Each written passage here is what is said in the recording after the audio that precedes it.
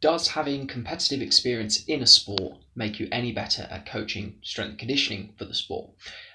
I would say it's not necessarily black and white as have experience good, don't have experience bad, for a number of reasons. Firstly, if you've never had experience in the sport, you'll probably be asking questions which might seem so obvious that they don't actually get asked by somebody who isn't from the sport. So when I was lucky enough to be part of the GB boxing team as an intern in 2016, one of the questions that the head of strength and conditioning asked the performance director at the time was, why do boxers run?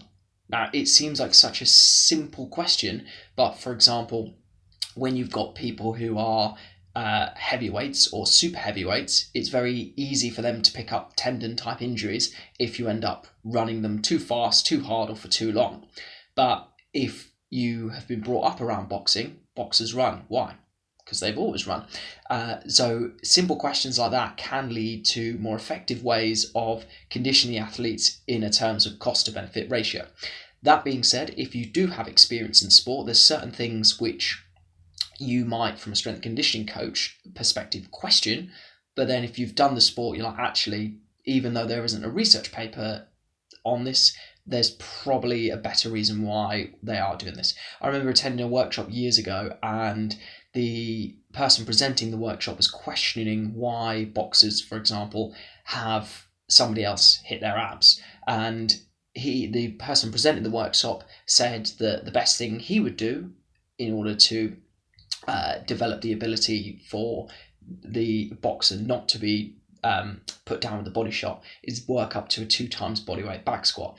Now, when at the time I thought, yeah, that sounds great. You know, you'd have the core strength to handle double body weight. Yeah, you could handle a punch. But now I've got a back squat that's nearing 2.5 times body weight. I can safely say if I had to get back in the ring now, I'd be shitting myself at the thought of being hit with a body shot, because I can tell you categorically there's no way I'd be standing up to that. So it's very easy to become biased towards certain people's ideas if you perceive them to be of a certain status. It's very easy to think, oh, well, I've competed in the sport, therefore I know the intricacies of it, which may or may not be the case.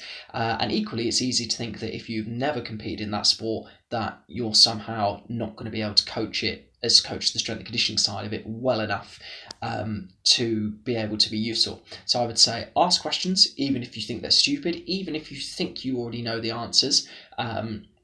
By all means, try and learn some kind of basic technique in the sport. So 1, you've got basic understanding. 2, you've got a more first-hand experience of a needs analysis of the sport. A question I saw on Twitter, or a topic I saw on Twitter, was talking about making sure we don't just look at, for example, a needs analysis of a sport and say, oh, well, 50% of the time the athlete's walking. Therefore, because it comes up most of the time in the game, we should work on that.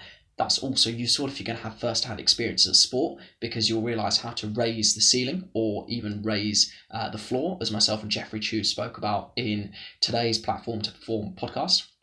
And finally, I would make sure that you question your assumptions about a sport and have those questions directed to the technical coaches within those sports, just to make sure that you're not basing assumptions off false opinions or assuming that your own opinion as a strength and conditioning coach is always correct.